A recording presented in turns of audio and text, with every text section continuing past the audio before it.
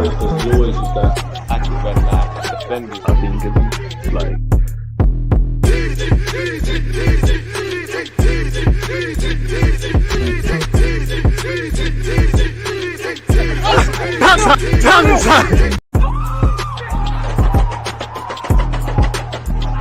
Because you always just that active red flag defending. I think it's like.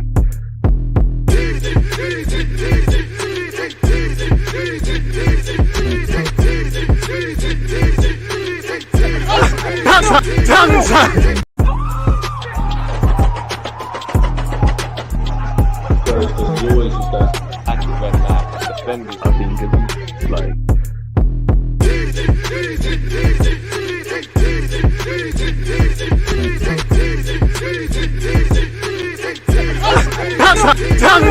People deluded, I'm back again. Come on, Ian. Man. Come on.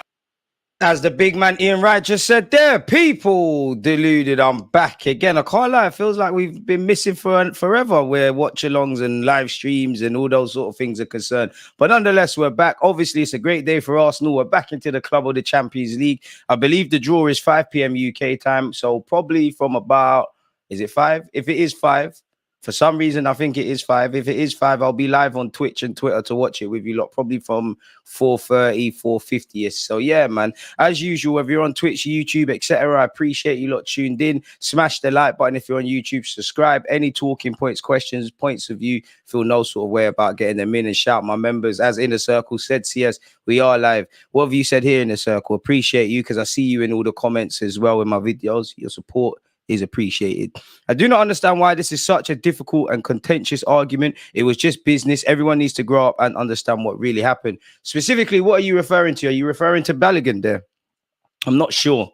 But nonetheless, I think your comment in isolation is facts, really. I do think you need to remove emotions from things. And to be honest with, well, I've done a bit shameless, but I've done a video where Balogun's concerned. I don't want to keep going over the same things. That should come out at about 2 p.m. UK time, where I'm really asking the question, is it the best decision to let him go? Is it right or wrong? And truthfully, I think no, and I think yes. I think no, because obviously Balogun's a Halem boy. There's an emotional attachment. I do think there's scope for a striker and all of those sort of things. And again, maybe we've sold him prematurely, because if he does what he does if he does what he did last season, this season, then you have an appreciated asset. But at the same time, I do think those that are not watching, and even those that are watching Balogun on a regular basis, I think he's at the right stage of his career, but I think people are doing too much, really. They're ultimately putting him on a pedestal that the same people doing that are going to be the first people to crucify the individual.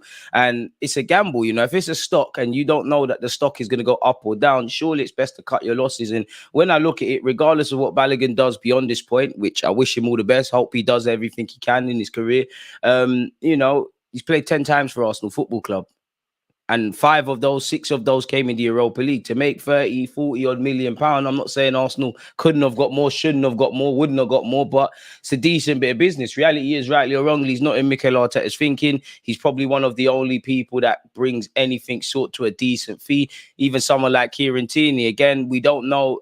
You know, we can only deal as football fans with the transfers that actually happens. But if we was in the world of football, imagine the deals that haven't happened or were close to happening, or the talks that were happening that we're not privy to. And obviously Tierney went on loan.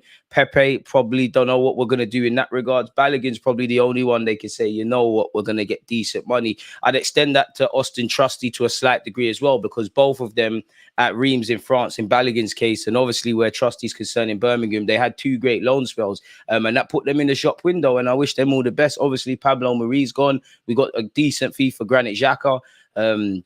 We've picked up 1-2 loan fees from the Marquinhoses, the John Jules, the Brook Norton Coffees, the Tierneys, etc. of this world. Again, tomorrow is the deadline day, so we're going to need to get a move on. I do wonder what is... By the way, happy birthday, Cedric. You know, the best birthday present I'd give you is a new club. Don't know if him, Rob Holding, Pepe, Lokonga, probably have I said Holding?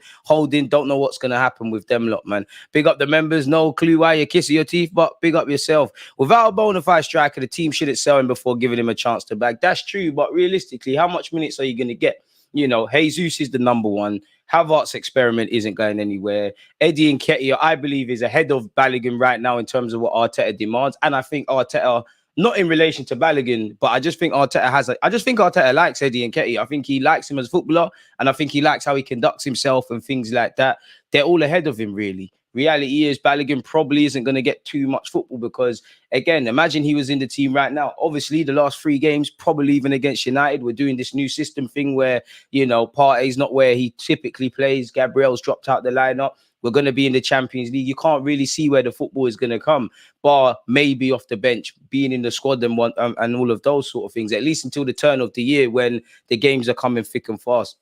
Would have loved to have seen him get an opportunity, but I think people would have had to have given the individual scope to develop and grow, really. You know, not that he played much in pre-season, but the little minutes, you know, you could see some things he's not up to speed at. He's at the right stage of his development. I feel, unfortunately, in professional football, if you're in your early 20s and you're not the guy, you know, in modern day, you're not good enough, really. And you look at Balogun, he's 22. I'm not saying he's going to ever be in the same realm as these guys, even though I hope he can. But where was Aubameyang? Where was Harry Kane? And where was Jamie Vardy at the equivalent age? I don't know. You lot tell me. So I have to see. I would have loved to have seen him get a chance. But, you know, we probably could have, again, his valuation is fluctuating. If he doesn't play, we're not going to get that much. Obviously, if you loaned him out again and whatnot, this time next year, we're going to be in a weaker position because he's got a year left on his deal. In another world, I would have loved for him to sign a new deal, maybe even go back to Reims on loan or sign for Monaco on a loan deal, and then we could take it from there. But he's made it clear he's not going on loan. I feel that the writing was on the wall a long time ago. Arteta probably, said, you know what, pre-season, you're contracted, hang around with us. Maybe my thinking will change. But realistically, for the last year, regardless of the goals, Arteta, I'm not saying Arteta's watched every game from Balogun, but he's got trusted people, loan managers, all of these sort of things. They've been giving him reports based on what he knows. So the decision was probably made between, Arsenal and Balogun and his advisors a long time ago. And we've obviously seen how it played out. Yes, DG just missed the intro. Might rewind to watch it again. Appreciate that, man. DG Balogun outscored all our strikers. And you're right. As I said in a previous video, you could sit there and say, you know what, out of everybody who's a striker at this football club, I've got 20 odd league goals. I'm not mad Balogun is gone, but I feel like we got too low of a fee. I would have, of course, you want more money, especially in a day and age where the striker market, let's be honest, is meaty, but he's played 10 times. We wanted 50. We're getting 40. It is really and truly. No crying over spilt milk. He wanted to leave and we let him. There you have it. Right, we'll be going to Fulham for 20 million. Just to this day, I'm surprised we sold him for 40. We do need to get better at selling. I think we're going in the right direction, but I don't want these players to leave, but if it ever comes where the Martinellis, the Sakas, the Salibas, the Odegaards of this world, with the way the game is going, like we need to be getting 90, 100 odd million. I know it's completely different, but people are playing 40 odd appearances for Brighton and being sold for record fees and things like that. So hopefully we can do that. What I would say is, not everyone at Haylen can make it. The goal of the academy is evidently first and foremost to create good people away from football, then progress to the first team. If not, can you go and have a career? And you look at Akpom, another striker that, was hyped up and whatnot. It takes time for these strikers to start developing. Now he's got his move to Ajax after finding his feet eventually. Eddie Nketiah, whether you like him or not, he is looking a lot better and he's only 24. You got to give man time, man. But unfortunately, can't always do that. It's the same situation as Smith Rowe. If he won't get minutes, better sell. Shouldn't guys like Pepe, Nuno, Sambi, have been used early for the early EFL and FA Cup games as a means to give Saka and company a break? I hear that, but when does the League Cup for Arsenal come into place? I think we're playing in September. We've been drawn against Brentford. The FA Cup don't come until January. Injuries can happen at any stage. Leicester just signed Mavididi. Another one. There you have it. Are you going live for the Champions League draw? I will, but YouTube won't allow me to watch it with you lot, so probably will be able to do it on Twitch. On Twitter via StreamYard, but definitely on Twitch. So half an hour, anything from half an hour to 10 minutes before it, head over to my Twitch channel and we'll watch that together, man. And for the last couple of years, I've been doing that, obviously, and we ain't been involved in it. So it's nice to see we're involved. We're in pot 2. So I think on paper, we can actually get Barcelona, a couple of big teams, actually. We avoid the English clubs, we avoid Real Madrid, but I think we can get Barcelona and a couple of teams of that ilk. Smash the like button, people. It's the Champions League. You want to avoid everyone, but you're going to have to be able to buck these games, man. Appreciate you for saying such. But yeah, I don't think Tavares should have cared. Out of the names you said there, CS, I mean, Pepe's got ability, but it's a thing with Arteta now. Like, you're not in the thinking, let's just draw a line under that. Would have loved for Tierney to stay at the club because I think he's a good option to have. Sambi Lokonga, you know, if it was really looking like the next Yaya Toure, speaking for myself as an Arsenal fan, I'd be looking at central midfield differently, because I keep saying with you lot, I don't think it's going to happen now, but I would love another central midfielder. I think we're a centre mid short. I think if I had my way, which I don't, you know, I would like to bring in a striker, like an organic, old-fashioned guy that lives, breathes, poos goals, would like someone to compete with Saka. I think we need a central midfielder, another 8 or a 6 wouldn't go amiss, more so at 8. And if we could get another defensive body in with Timber's injury, that wouldn't go amiss, really and truly. So yeah, once again, happy birthday, Cedric. But yeah, man, give him his cake. Let's cut from the team, man. 45 million for 10 appearances is a W. Any player we sell could potentially excel elsewhere. I hear that. I trust Mikel and Edu. If they feel selling Balogun is their best option, then I'm with it. I don't rate Balogun as highly as some fans waffle. I think he's a very good player, and I think he's got scope to be anything he wants to be. But that being said, I do think people overdo it, and they're ultimately putting him on a platform that he's not. So it would have been nice to see him get an opportunity. I've already said I dream of a world where, you know, we could sit there and we've got a 20-man squad, 11 starters of Highlanders, but it's a myth. Cannot be a mistake to sell Balogun due to the circumstances, i.e. 1 year on his contract, 2, won't sign an extension. Couldn't begrudge Balogun for not signing an extension. If you don't see the pathway, why would you, really and truly? Won't sit on the bench or wait his turn, so there's no choice. Sell now or lose on the free. I hear that, and you're not wrong, man.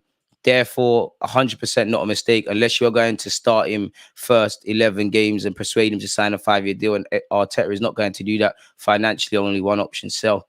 Inner circle, you're a hard man to please. So I know when you're on the side of the club, they must be right. Let's not forget Lacazette outscored Flo. I mean, I'm not one to waffle about the French league tax and all of that, but Lacazette couldn't really hit a barn door for Arsenal Football Club. He's gone back to France. He's bagging. There is an element of tax there. What I would say is Balogun is where he should be. Mentally is what separates Eddie from Balogun. Eddie will have much better career because of his application and approach to his craft. I hear that, but what is there to suggest Balogun doesn't have a good mentality? You know, because many people could sit there and say, and I agree with the statement, but many people could sit there and say Eddie Nketiah Balogun's got better mentality than Eddie Nketiah. You know, there's every reason for Balogun to sign a new deal, stay at Arsenal. You're here with the Highlanders. You're in London. You've been here since 10 years of age. It's wavy. We would all love to do that, but he said, "No, you know what? If it's not making sense, I want to go somewhere else." No two careers are aligned, really. Essentially, I think Balogun kind of not burnt his bridges, but, you know, he made it clear, I'm not going on loan again. Everyone's journey is different. And if I was Balogun, to be honest, I'll probably cut as well, if I'm honest with you, just purely because of the pathway. You've got Jesus ahead of you, Eddie Nketiah. Things can change, but Jesus ahead of you, Eddie Nketiah ahead of you. I don't know if Arsenal will bring a striker in, but we've been linked with Ivan, Tony, Osimhen and Ferguson. So you'd imagine within the next year or two, a next guy's coming in, Martinelli and Trossard. And whether you're a 10, a winger, striker, obviously there's only so many of you that can start and be on the bench, really. So I'm not too sure that's necessarily fair to Balogun about his attitude, because he wants to be outside his comfort zone. You know, I honestly believe Balogun and Arteta had an honest conversation. This is where I see you at. This is where you are now. This is what those players have. This is what you can do to get there. This is the pathway. Realistically, this is the minutes you're going to get. And Balogun looked at it and said, "Boy, you know what? I'm going elsewhere." Yeah, many people will say he's ducking a fight and he doesn't want to fight and he's impatient, but you've only got one career to live. And reality is he's at the age in life anyways, but in football where you can take risks, really. It doesn't work out at Monaco. Realistically, so what? You can move clubs. It's not like you're uprooting a family and things. So I hear you. I do enjoy Eddie Nketiah's mentality more than Balogun's, but I don't know them from nowhere to really comment. So I wouldn't say that's necessarily fair, man. Yeah, Balogun feels ready to be first choice. No issue with that decision, just not getting that at Arsenal now. True, and he's clearly taking a step backwards, respectfully, in Monaco to go forward. I think you look at their coach, is it AD Hotter or something like that? He's been linked with a couple of Premier League clubs. He's worked with young players. I believe Monaco's average age is 23. Obviously, Monaco know that you get Balogun, he develops. We might sell him on for a profit. Eric Garcia, I genuinely fear for us. We're always linked with him, though, so I don't know whether to believe that, really. We'll get into all of that in a sec. Balogun will be developed well, then go to a big club. Good luck to him. And that's where you need the sell-on clause, man. It's football, really. Even from a football perspective and not a selfish Arsenal one, it'd be sad to see certain talents waste away on the bench. I hear that, but then I also say, reality is we're here to win football matches. You know, as a football fan, of course, you want star players. You want everyone to get a chance, but at the same time have consistency in the 11. You can't have it. We can't have it all. The reality is we're here to win stuff. We're here to try and do things. We can't. I'm not saying Balogun wouldn't thrive, but you can't sit there and say, yo, Balogun, 10 opportunity, 10 starts. There you go. We need 3 points. And if Balogun isn't the strongest option, is where it is. I would have loved him to have a bit more of a crack at trying to make it at Arsenal. 10 appearances, 1 Premier League game. I think he got the start. Against Brentford, where it was all a shambles for everyone. I would say Eddie Nketiah is less selfish than Balogun, and I don't know how to frame it other than I think Eddie Nketiah wants to play football, but I think he's quote unquote more mature in that, sometimes it's a thing where I might be doing everything else, but there's other variables as to why I'm not necessarily playing. Really, I do think Balogun's probably going to go for a tiny bit of a culture shock. I think we need Tony, Alexander, Barr, and Barella. I don't even know if we'll get all 3, but if you're Brentford, would you sell Ivan Toney now? I don't know. Eddie Nketiah is 24. He will catch fire mainly because he believes he'll be a prolific striker. Balogun wants it now and doesn't believe he can break through in this team where Eddie truly does. I hear that, but it doesn't mean Eddie or Balogun are necessarily doing the right or wrong things, because many people would sit there and say for Eddie, while I think Eddie Nketiah is developing and all of these sort of things, how much better would you be if you got 20, 30 starts? I actually genuinely believe Eddie Nketiah might surprise us Arsenal fans this season. What that surprise is, I don't know. I'm not saying he's going to get Ballon d'Or and all of these things, but you get the point.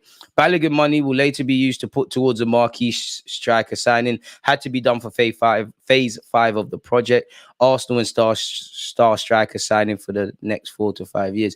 I hope so, but where are these star strikers, man?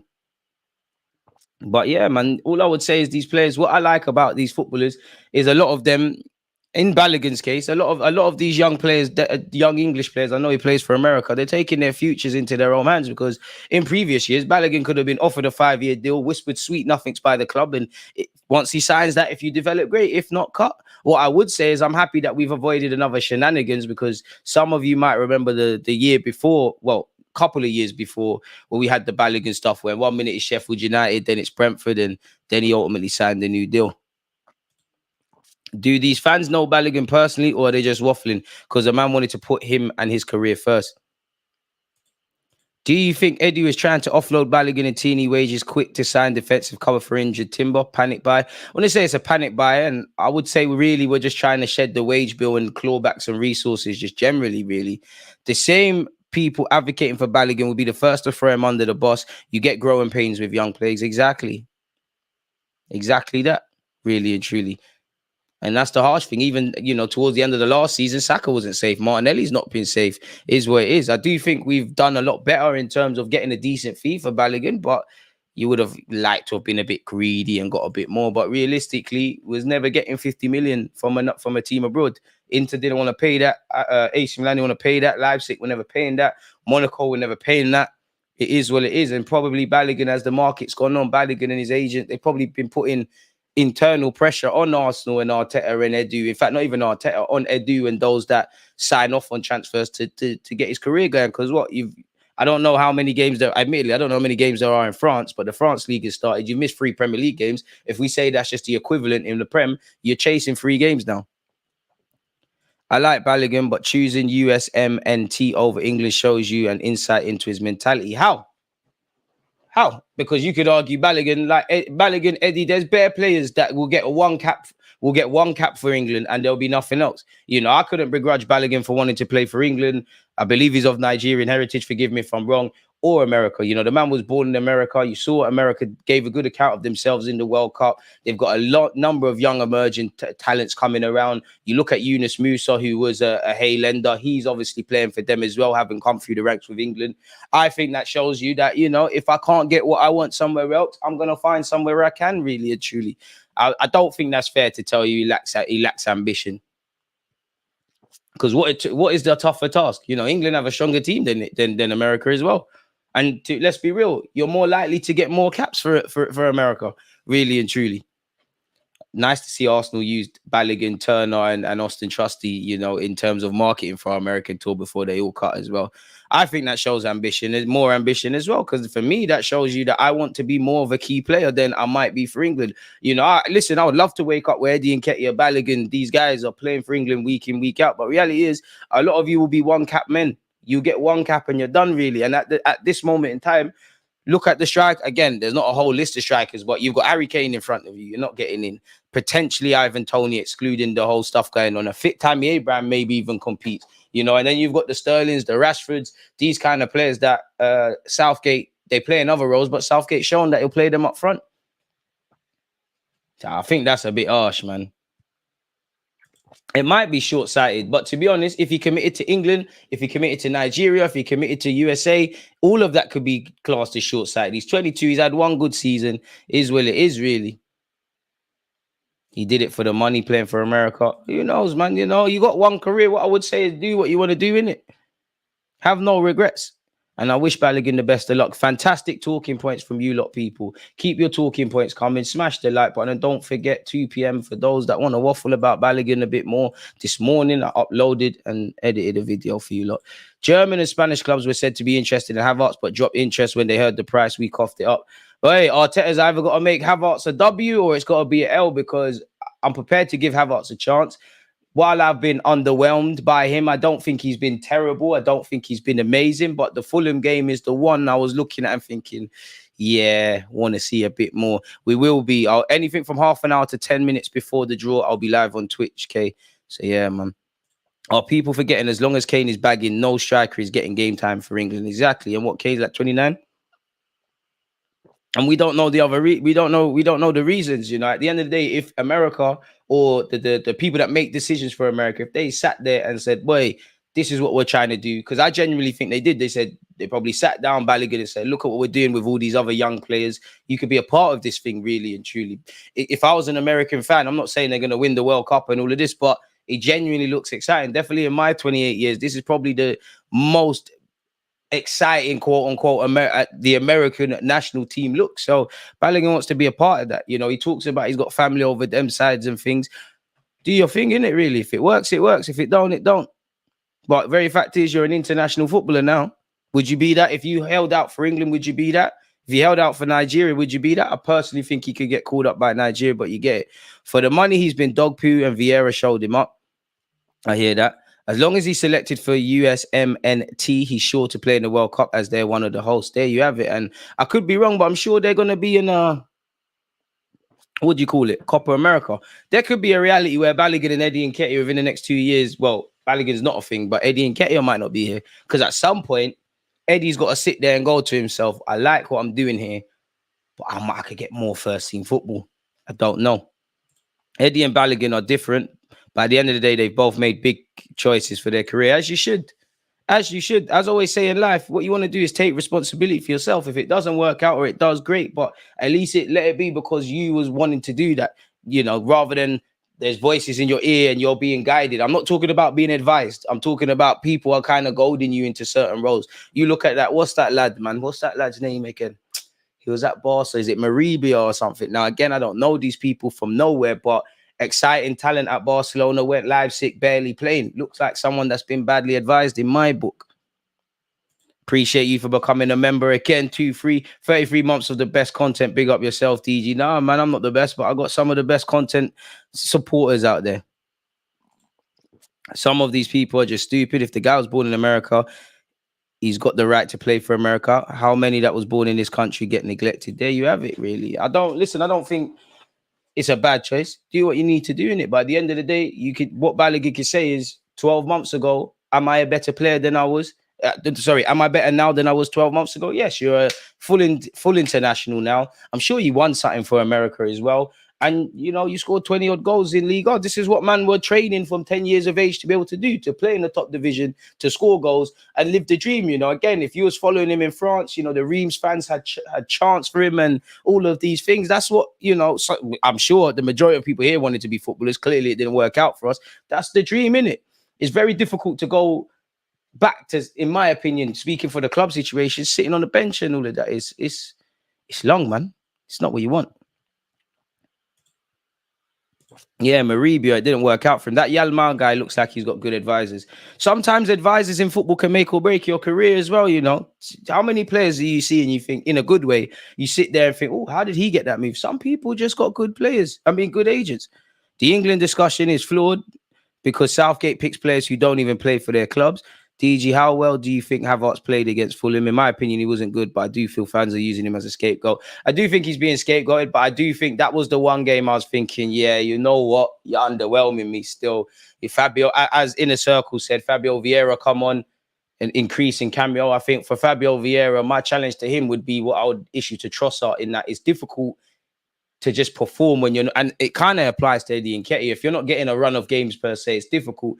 But in my opinion, I think Trossard, and not that Fabio Vieira's got many starts, I do think when they do start, they flatter to deceive. So for Fabio Vieira, it's a point now where when you get an opportunity, take it. You know, at the end of the day, pardon me, I think there's every reality that Mikel Arteta plays Havertz against Man United. He started him in the cup final. What is starting him at home to Man United 4 games into the season, really? And he bought the man, so I'm sure he's got a reason. The whole system seems to be, I won't quite say built around him, but built around him. But at some point, if Havertz, you know, keeps doing what he's doing, he might have to try something else, whether that's Smith Rowe, whether that's Fabio Vieira, whether that's going to what I believe at this moment in time is our best choice midfield of Odegaard and then Rice and Partey just behind him. Pause. I don't know really, but just all you got to do is get ready. And you go back last season, I think it was around February, Arteta was sitting there and saying Fabio Vieira is giving me a headache in training and things. And I think he got a start in the Bournemouth game. I don't think he took his chance, man. But it was, you know, the last two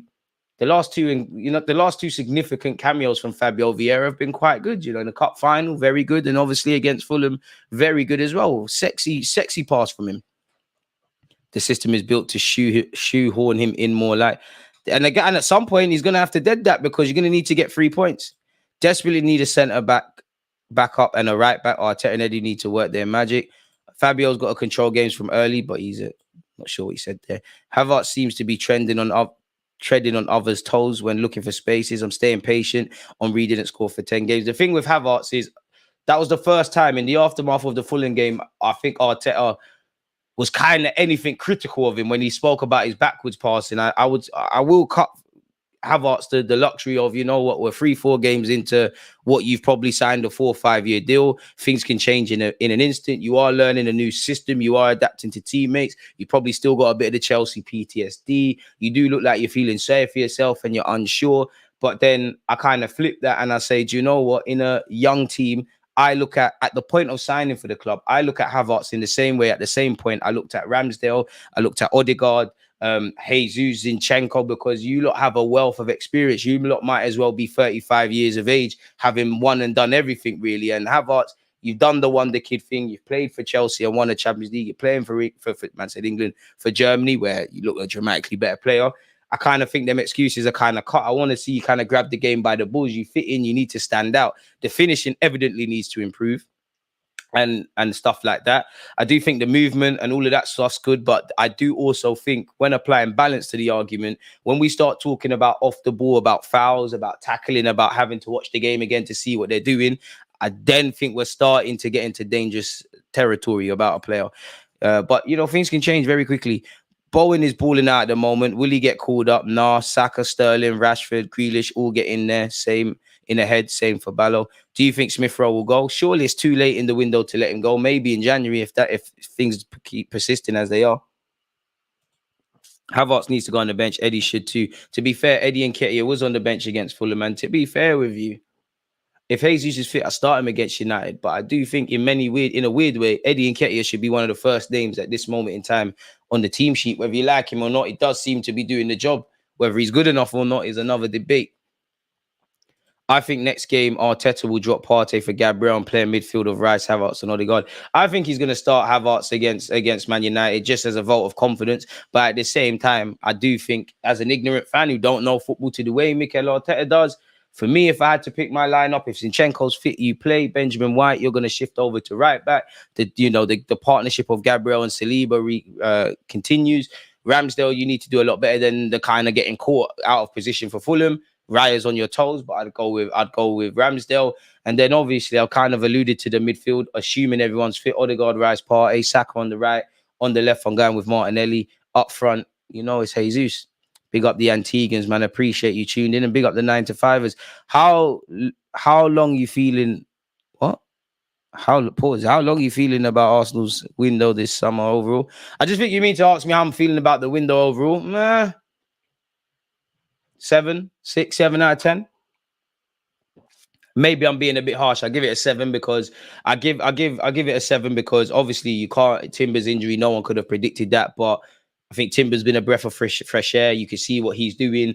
Obviously Declan Rice has been a good signing. I do like Raya. Jury's still out evidently on Kai Havertz because again, I think if you showed people who didn't watch any Timber clips or anything, and you told them the profile of the player, I think many Arsenal fans would have said, yeah, we could do with that. The same said for Declan Rice. Evidently, Havertz is more of an Arteta project. I can kind of see it, but I don't evidently see how you've improved us right now and ultimately get us closer to City. I think Timber and Rice kind of do that. Happy with Raya. And I cut the club the luxury of there's been relatively no drama, you know, again, in previous years at Arsenal, bringing in someone like Declan Rice or Timber or whoever, that could have easily dragged out all summer, but it was done early. The new contracts, that has to be factored into our summer business to not see any shenanigans around Martinelli, Saka, and I would say out of the three more so Saliba, if I'm honest with you. Saliba, if I'm honest with you, it's nice to see that's done. You want to, fair enough. I might not have wanted to see Balogun necessarily sold, but for a man that's played 10 odd games, as stated several times now, for Arsenal Football Club to get 40 odd million euros, I'll have that. A couple of loans gone out, got rid of Marie and that, still need to get rid of Pepe, Lokonga and players of that ilk. So I give it a 7. But I do find myself wondering, and obviously Timber's injury doesn't really help things, but I do kind of find myself wondering, to humor your question, are we closer to City than we were this time last year in terms of the recruitment? Are we stronger in terms of depth? I don't necessarily believe we are, apart from defensively. And obviously Timber's injured now. We've let Tierney go. Tomiyasu and Zinchenko are known to pick up knocks. I do think we miss Granit Xhaka, but that's more so because we haven't addressed, in my opinion, midfield properly, innit, really. So I'll give it a 7, maybe a 6. Appreciate that. Eddie misses the most simple goals, and that's annoying and cost us. Havertz is lost in our system. He has to go sit on the bench. I hear that. And that's the only thing. It's the hardest thing to do in football, is putting the ball in the back of the net. And that's the only thing I believe Eddie Nketiah is truly lacking. I don't know if he needs to call Thierry Henry or Ian Wright or whatever, just do some shooting practice, really. But I do think Eddie Nketiah is developing quite well, really and truly. And I now truly believe in the last 18 months, I can say you're a Premier League footballer. Of whether you're a difference maker is another thing. I want to see more of the sales, really. And I just feel, obviously, there's not everybody, apart from, I don't think any club is going to be happy apart from Chelsea in terms of outgoings, and they flogged the whole lot, really. Obviously, next summer, we're going to have to try and, I don't know if Tierney will be reintegrated, but Tierney's something that's going to have to be addressed. I'd assume Lokonga's going on loan and not permanent. I don't know if Tavares, sorry. I don't know if Lokonga's going to get permanent offers, so that means another loan. And at this moment in time, I think we're all guessing and trying to see what's happening with Pepe, really. And I'm sure a lot of you, like myself, have forgot Rob Holding and Cedric at the club. Jesus misses a dozen chances as well. But what I would say is, what striker doesn't? I see I ain't watched Saudi League, but Benzema used to miss enough chances for Real Madrid, still put them in the back of the net. Harry Kane, I know he's not a striker, but Harry Kane, Ivan Toney, and he's not a striker, but Salah, they miss a bag of chances. The difference is they go again and they somehow still get it. You're going to miss chances. There's not a single striker in this world, apart from probably even closest Lionel Messi, that is going to have 1 million chances and score 1 million goals, really. And I do think Eddie Nketiah is being harshly treated in the sense of he's not picked himself. He's not integrated himself into the team. Whether you believe he's a difference maker or can be a difference maker, or we should ever be in a scenario where if there's anything around Jesus in terms of injuries and form that we're relying on Eddie Nketiah, that has to be placed at the feet of Arteta. Eddie Nketiah, like every footballer, even the ones we don't rate, they're not going to go out there and not try and have a good game or give a good account of themselves, really. Do you think we'll sign a defender before the window shuts? Do I think? Honestly, I don't know, but I hope so, man. I really do.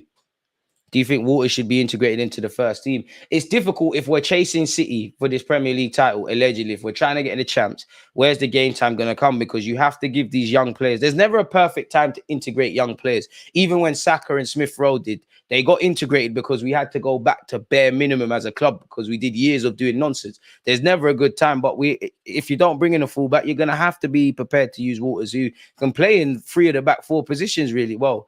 He can play centre back, actually. He can play as a left back, he can play as a right back, but you're going to need to give him scope. And what I would say is, obviously, Rico Lewis is better than him, more significantly experienced than him. if you look at when Rico Lewis was playing at City, the minute it got to crunch time, last couple games of the season, yep, safe. Cole Palmer, Rico Lewis, you might come off the bench here and there. I'm going for these experienced Donnies. Need to see the Smith get a run of games. Wondering what Arteta thinks he's lacking right now. To be honest, with the Havertz thing, Arteta you got to make it work. But I am starting to look at the Fulham game. Made me think, oh, you know what, Fabio Vieira, could he get a look in? Could you go with Rice and Partey and Odegaard? You know, could you give Smith Rowe a chance? All these men that are not in the team got to do is just stay ready. Kane scores more than his XG. Pardon me, we still need another left-footed right winger when Saka is not on form or injured. Seems like the Pedro Neto thing's done. You think Modric is still playing 3D chess? I don't know what Modric is doing. Jesus went 11 games in a row without scoring before he got injured. But that's what we got with Jesus. We know Jesus is a good footballer. Brazilians, as I say, wonderful footballer, wonderful player to have in the squad, lovely mentality, all of that. But the only thing that's lacking is he's not a consistent goal scorer. At City, you was a squad player. You was doing your thing. You was going through patches of form. Now at Arsenal, we want you to do all that City stuff and be a striker. And when you look at the managers he's worked with for Brazil and obviously Pep, they talk about his strengths. They don't refer to him as a goal scorer. In fact, he was described as a defensive forward. That's the cloud of his game. And that's why, for me, I want the best of all worlds. I want Jesus to get 20 plus goals. I think you're too good of a footballer not to. I don't know what you need to do, but you need to do something to be able to get that. I think you're good enough to get that. But if you could say to me, Ivan Toney kind of quality, Osimhen kind of quality, I know he's young and the jury's still out, but based on how he maneuvers like an old school striker, Ivan Ferguson, I want one of them strikers there. I want that because that could even mean, Jesus, you know what? We did give you the platform to play up front, but you might have to go right wing. That's very good competition for Saka.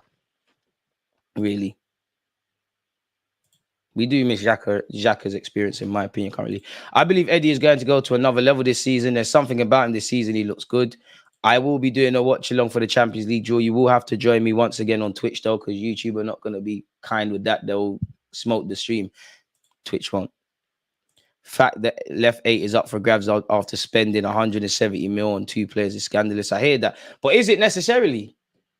Because Rice seems to kind of be quote-unquote playing there, along with Havertz. So I wonder what Arteta is thinking, really. I don't think we'll wait for Eddie to improve. I think he has to improve. I don't care who picks him, bro, honestly, because Arteta makes a lot of bad decisions. We will not win nothing, depending on half of the players. We won't win, and we won't win by feeling sorry for players. I don't feel sorry for anyone, really. We're not here to make friends, and be a family. We're here to win stuff.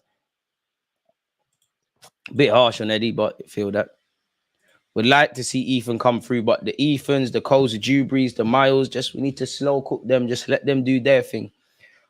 What do you think we can do about cover for Saka? Really worried about that being an issue. I mean, unless we wake up and we're getting a winger, my bro, then it's the case of Reece Nelson, Fabio Vieira, probably doing all of that. And obviously, technically, Smith Rowe, Martinelli, Trossard, they could all play over there. Who knows? Jesus, let's just, for argument's sake, let's just say Eddie Nketiah is playing out of his skin. Arteta says, I'm not dropping you. Jesus could be integrated in that role. But in terms of a winger, what started with Kudus and we had Pedro Neto and all these guys, doesn't appear to be happening. 80 million for Toney. Obviously, in this day and age, is it as stupid as I think it is? Probably not, but 80 million is a madness. He's got 18 months left on his deal.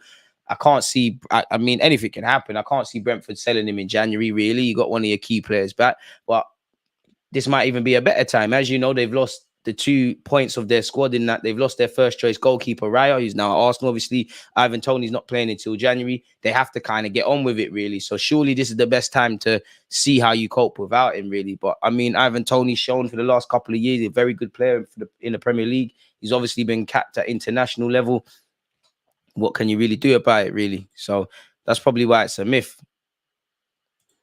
DG, do you think Arsenal will reinvest the 40 M's for Flo? And if so, what position you think we need? I don't think we'll necessarily reinvest that, but I would love to see a midfield. I'd love to see a striker. I'd love to see a winger. But I think the priority, if we are to do something, is to get a defender. Maybe there'll be a loan coming in this time tomorrow. As you know, the thing is ticking down. But honestly, I don't know. Would reintegrating Gabriel in the starting 11 solidify our defense a little? Probably, but I know Gabriel came off the bench, but probably our best defensive performance so far this season was the half an hour against Crystal Palace, and Gabriel came off the bench. I would like to see him, but what I would say is, You know, we just need to change our whole attitudes in relation to defending. I don't know what it is as to. I'm more nervous in away games than at home, admittedly, people, but we defend a lot cleaner, a lot crisper. We're a bit concentrated. There's a lot more composure away from home than at the Emirates. I don't know why that is. That was something that was been there last season. That's probably been something that's been highlighted with these 3 games in. As I said, I think the Crystal Palace game was our best defensive performance.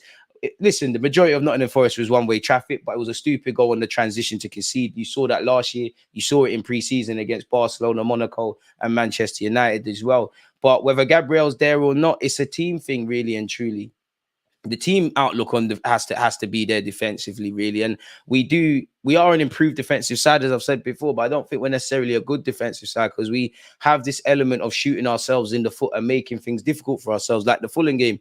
In the middle of the game, if the game was a movie, the start was terrible, the end was terrible. In between, it was okay, but we need to be a lot better for 90 minutes, and I don't know why these games are at home. Ironically, it was a different result because we actually won, but Fulham last year at home was filled with dramatics, really, you know, as was Bournemouth and Manchester United. And even though it was one-way traffic, keeping up the theme with cheap goals, the Crystal Palace game, Leicester as well, we defend a lot cleaner away from home. Don't get it twisted, away from home. We've done dumb stuff as well. The crazy game against Aston Villa, for me, our worst performance last season was Everton away. Man United was shambolic at Old Trafford early on in last season. And although we dominated the game against Brighton, we did concede cheap goals and make things harder for ourselves. But I do think there's a dramatic contrast. Is it complacency because we're at home? Is it because of the improved atmosphere we've seen in the last 2 or so years under Mikel Arteta? Are the players just a bit more comfortable? I don't know. Is it? I don't know. But we need to get more consistency, really, because that sort of thing shot us in the foot. And even me saying that and praising us defensively away from home, we still have shot ourselves in the foot away from home. We did that at West Ham. We definitely did that at Southampton last year, let alone at the Emirates. And we did that against Liverpool. If you go 2 up at Anfield, bro, you gotta come home with something. And we're probably lucky based on Salah missing a penalty and Ramsdale's heroics in the second half of that game that we even got something from that. We need that world against us mentality all the time. Would you swap Eddie for Tony in January? But yeah, 100%. Smith Rowe is bigger than most people think, pause, and he can occupy that 8 row of Xhaka. Hope Arteta gives him a run. You just got to be ready to take your opportunity. I think for right now, it's Havertz or die trying, really, for Arteta. But when the chance comes, make sure you take it. I think the home away thing is down to arrogance. I can't lie. Yeah, really, because ultimately the corner, not to get onto Zinchenko, because obviously it's zonal marking from a set piece at Arsenal. And when I saw the second goal we conceded against Fulham, I sat there and thought, oh, imagine we had someone on the post there. We might have cleared that off the line, but you know, we weren't aware of runners well enough. Zinchenko's giving away the ball stupidly, and Rice has had to concede a corner. We were just silly in the game. Like we've got this element of shooting ourselves in the foot. Now, fortunately, it's happened earlier in the season. But if you're chasing a City team that basically don't make mistakes like this too often, they're not. And we've probably made them in our first 3 games. You're trying to climb a mountain if you want to win this league title. Unfortunately, being good is not good enough to pip City to this title. There's not going to be too many games this season where they drop points. I can't remember who Man City played last week. I don't even remember, but they gave them a tough run for their money. Either way, City just ran away with it. Desperate to see Havertz's project do well, but if we're investing in projects, we should have bought Viga and Limstrong all for the price of Havertz.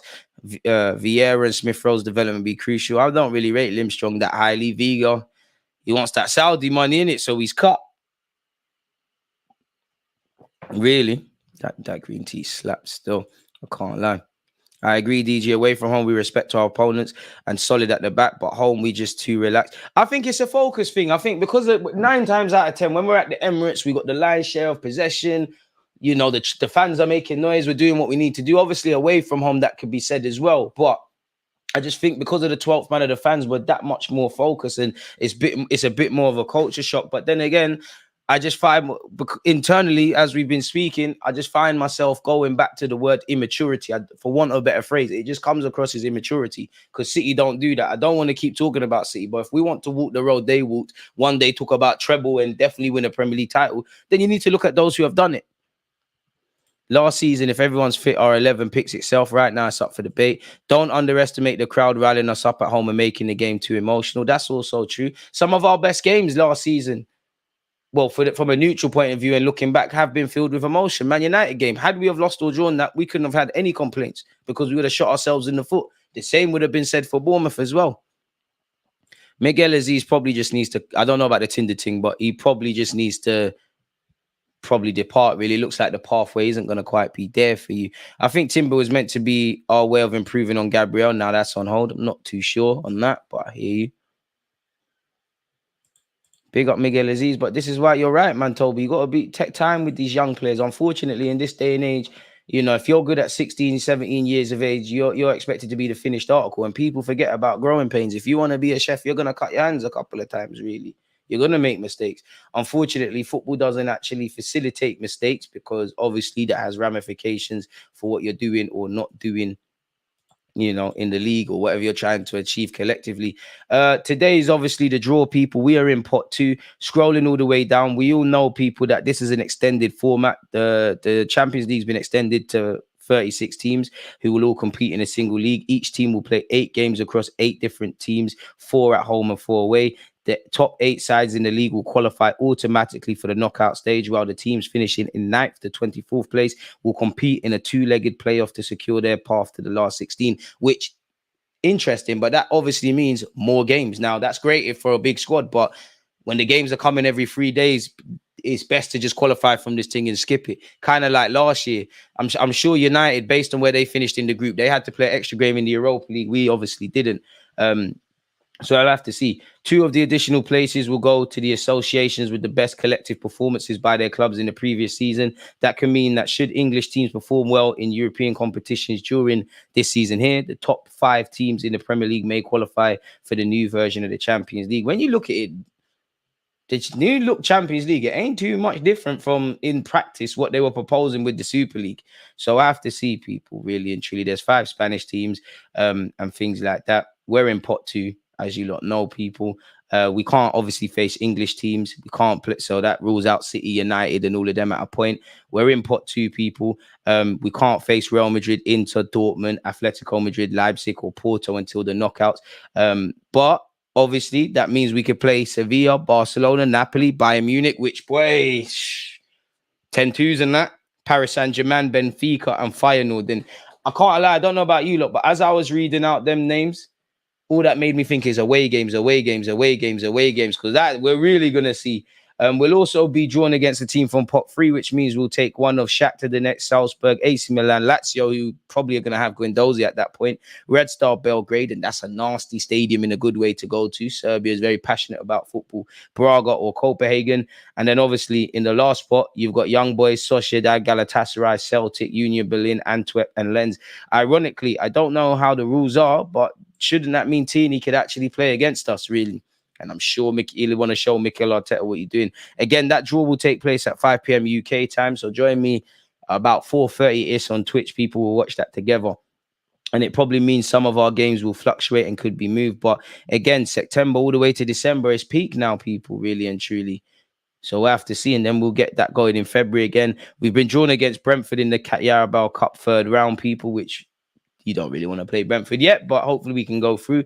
You want to see how far we can go in that competition. Once again, these are all the pots, people. A little graphic there for you lot to see. We're in pot 2 with Man United, Porto, Atletico, Madrid, Leipzig, Inter, Real Madrid, and Dortmund, really. So we'll have to see. So there you have that. What else have we got? Again, I spoke about this in a previous video, but big up Bukayo Saka for winning PFA Young Player of the Year award. And in terms of the Team of the Year award, Ramsdale, Saliba, Odegaard have all joined Saka in being listed in that, which is great stuff, people, for us.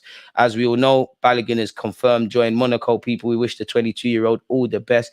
And apparently the Athletic has said he has signed for 40 million euros, which equates to about 34.4 million pounds after add-ons, people. And apparently we have a 17.5 million, 17.5%, as I meant to say, sell-on clause in the deal. And he signed a 5-year deal at Monaco. So yeah, we wish him all the best. Arsenal considering loan move for defender. Man City sold after just 19 games. It looks like Eric Garcia can't buy a game at Barcelona, so that's probably where these rumors come from. And obviously Arteta's crossed paths with him before at Manchester City. He's a player that we've been linked with for years. It's a player that could be available on loan, really. And it's not guaranteed. Well, you probably play more games than you're set to play at Barcelona, but it's not guaranteed you're going to get the football you seek, really. But apparently Arsenal are weighing up a surprise move for the Barcelona defender. Doesn't really say anything else, really. It doesn't really say anything. Apart from the fact that he's a makeshift sort of player at Barcelona, it doesn't.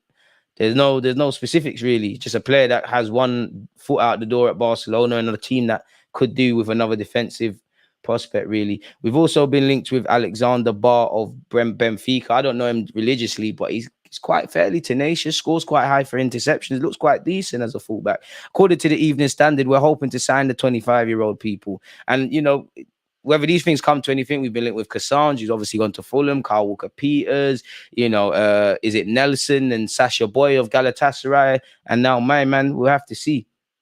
Really and truly, but I wouldn't be against bringing in the Danish player. Really, 25 years of age, can play as a right back. I don't know for the wing back thing, but there you have it. He could be available for 26 to 30 million quid. Obviously, Ivan Fresneda are signed for Sporting Lisbon now as well.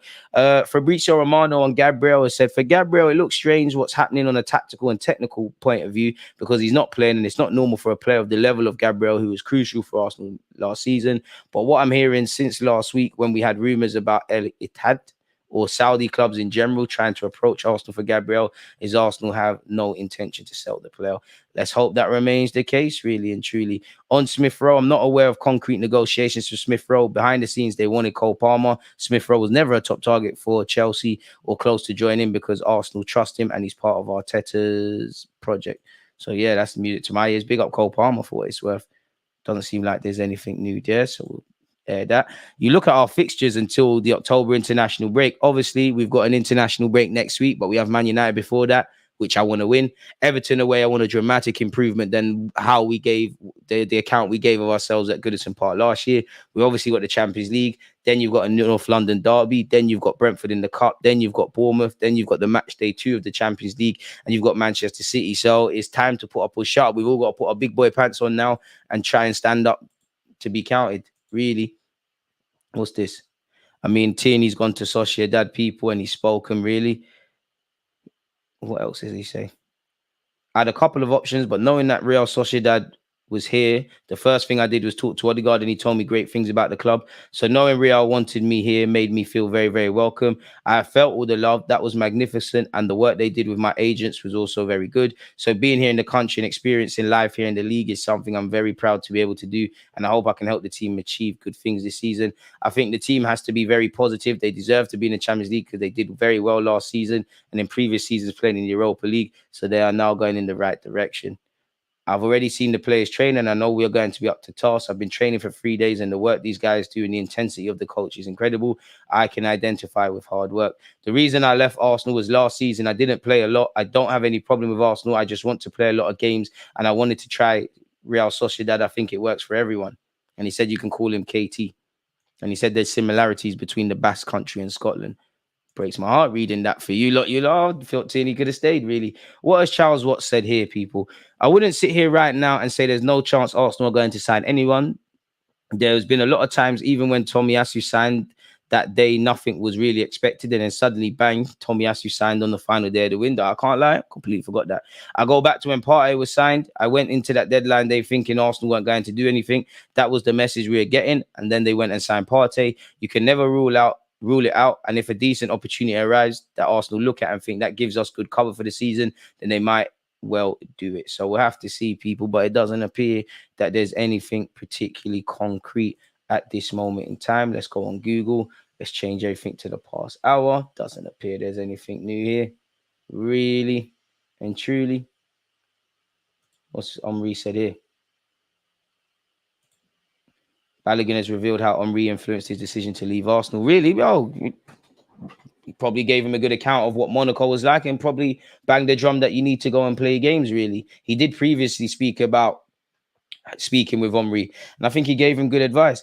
I spoke to Henry before the games when I was young. When I was maybe 14, he came to coach. When I played against Monaco last year, I messaged him before the game, and he was just telling me about the club, the history. He also said the city is very nice. That put the thought in my mind, and over time, it became more clear that this is the next step for me and the step I wanted to make. Fair enough, man. Wish you all the best, Balogun. Do your thing. on that as well, people. On the topic of Balogun at 2 p.m. of next video comes out for you lot, so make sure you're here for that. So that's a video for you lot out at 2 p.m. and then obviously at 4:30ish we'll be live across Twitch, people. Appreciate you lot for tuning in. What else have we got here? So yeah, that seems to be all of that. Enough games up ahead to prove yourselves for fringe players. Up to them to force their way in, really. Extended format is for next season. Hear that? DG, what's your dream draw? Whatever's the easiest route for Arsenal Football Club. But at some point, I actually want to see us play the biggest and best clubs, because this is where we see where we're at. It's a bit like playing Manchester City or the other top 6 clubs. You know, things you might, with greatest of respect to other teams, things you might get away with across 90 minutes, you might not get away with against them. You know, at the end of the day, the majority of that squad at Arsenal, including the manager, are Champions League virgins. So let's go and pop our cherries in this Champions League and give a good account of ourselves. I don't think anyone expects us to win it. I think everyone expects us to get to the knockout stages. To be fair to Edwin Arteta, how many quality 8s are out there this transfer season, with the exception of Balogun and McAllister?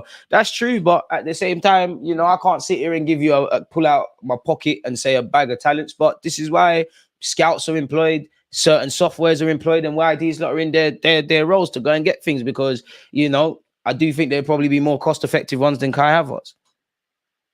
The young players I look forward to watch develop are Patino, Koza, Dewberry and Waters, which all play in positions we need. I just want them all to develop, really, man. Games are piling up, so we can't play the same starting 11. So this is a test for Arteta on how well he can rotate his team and test our increased squad depth. Hear that? It'll be at 5 p.m. I'll forever be part of the TNE fan club. Guy was our best player over an extended period of time. Really hope that Edu pulls at 8, comes 6 out of the bag. I hope so, man. I hope so. It's 5 p.m. lad. Look across the road. Basuma 25 million, Maddison 40. To be fair with you, Basuma's now finally looking to look decent. Maddison's a baller. We need 2 solid defenders. I'd love to see Vinicius Jr. at the Emirates, but you're only going to see him at the Emirates if he's playing against Arsenal and bombing down that left wing. Big us up, man, because you'd imagine Benjamin White, and if Timber was fit, they'd cope a lot better than Hector Bellerin ever could many years ago, like against Douglas Costa. But to be fair to him, after Douglas Costa tore him a new one with that skill, he did react quite well. I'd say Arteta knows more about football than me, and I trust my gaffer. I don't trust anyone blindly asleep, but I trust my gaffer. But I do think we should have maybe held on to Tierney. Maybe Xhaka could have been held on to. Obviously, the hand was forced. I only say Xhaka in hindsight because this Havertz thing right now, I don't know if it's going to work, but we hope it does. I agree, DG. Away from home, we respect our opponents and look solid at the back, but home we're just too relaxed. We don't respect our opponents and always go for goals. I just think we're naive. We don't manage the game well, and we do love to concede at crucial moments. We're known to concede some early goals, and we do love to concede goals in the dying embers of games or the last half an hour of games where the games are relatively done. And you look at when we conceded at Nottingham Forest and ultimately the equaliser against Fulham. The last 10 minutes is crucial in the Premier League. Ain't no one going to throw 3 points at you. It's not good enough to be good for half an hour or 10 minutes or 20. You need to try and be the better team across 90 minutes, where we weren't. In many ways, it's 2 points dropped. It's a point gained. A point. It's a fair result against Fulham. And considering the fact that they were down to 10 men, we just needed to be focused. Shout out to them. And that Paulinho guy, that could be the last game he plays for Fulham and the last goal he scores. He's actually been linked with Bayern Munich. Allegedly, they're in talks. Whether that comes to something, we're going to have to see. But yeah, that's just what it said, really. So we're going to have to see. But with that being said, though, people, literally we've been here for an hour. You lot's talking points, you lot's listening, your appreciation, your differences of opinions, your diversity of opinions, whether on YouTube, Twitter or Twitch. I appreciate you lot, people. I know I've kind of been slacking with live streams and things, but we're back now as long as there's something to speak about. And again, all I can do is say thank you for being here with me, people. But I'm not going to bore you lot. Join me at around 4:30 on Twitch, where we'll watch the draw for the Champions League, and make sure your notification bells are on YouTube, people. So you obviously know when content's coming out. 2 p.m. a next piece of content. But you lot stay safe, stay blessed, stay in good health. Extend that to your family. One love, man. There's always that active when defenders are being given like.